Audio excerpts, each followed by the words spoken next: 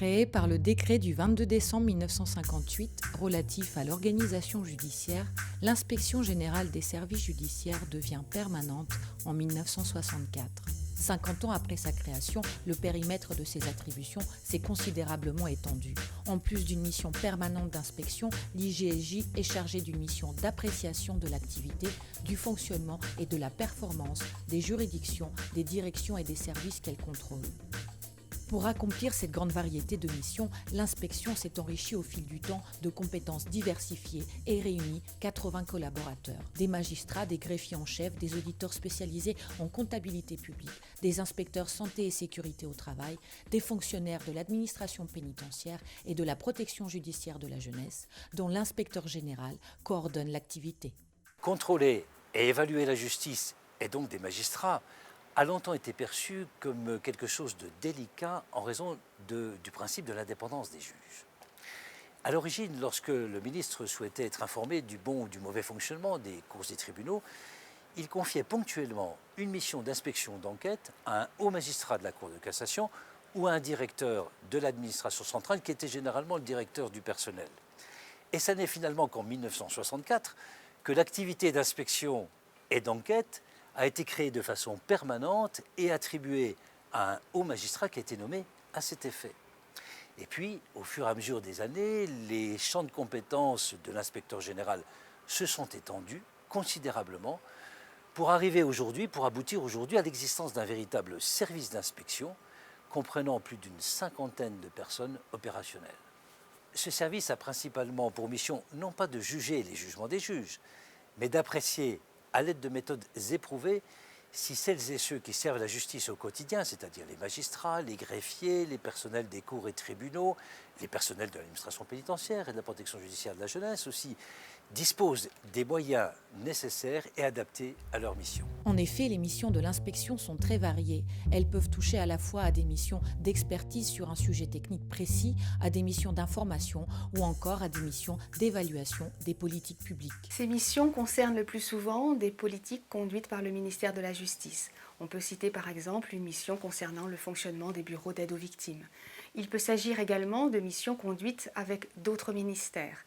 Dans ce cas, l'IGSJ bénéficie du concours d'autres inspections générales, comme par exemple l'inspection générale des finances, l'inspection générale des affaires sociales ou l'inspection générale de l'administration.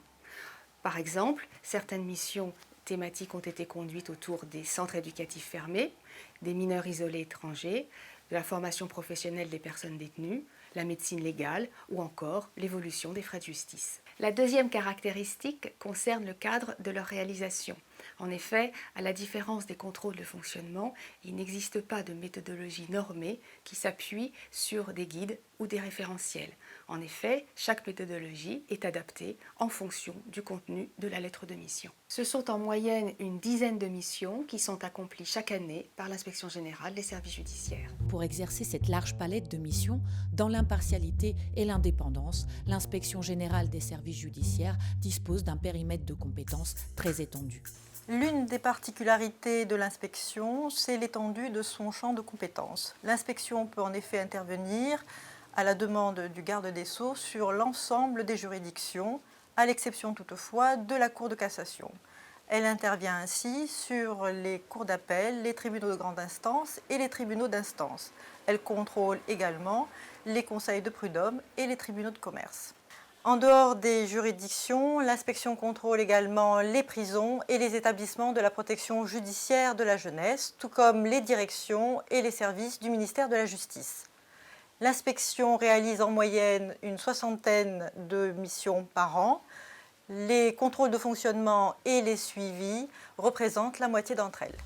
Le contrôle de fonctionnement, exercé par des magistrats au parcours professionnel très différents, des directeurs de greffe et parfois des administrateurs civils, a pour but de donner une analyse objective de l'état de fonctionnement de la juridiction en mettant en évidence autant ses difficultés que ses bonnes pratiques. Bonjour Monsieur le Président. Je vous appelle en ma qualité d'inspecteur des services judiciaires. Vous avez dû être informé de la réalisation d'un contrôle de fonctionnement dans votre juridiction. Oui, voilà, Madame la Première Présidente vous en a informé.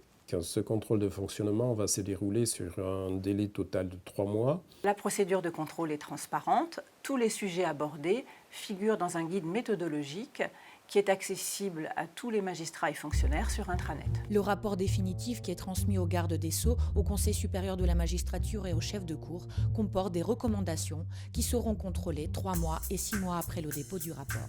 Chaque année, l'inspection prépare son rapport d'activité annuel pour rendre compte des travaux réalisés et partager les enseignements tirés de ces missions.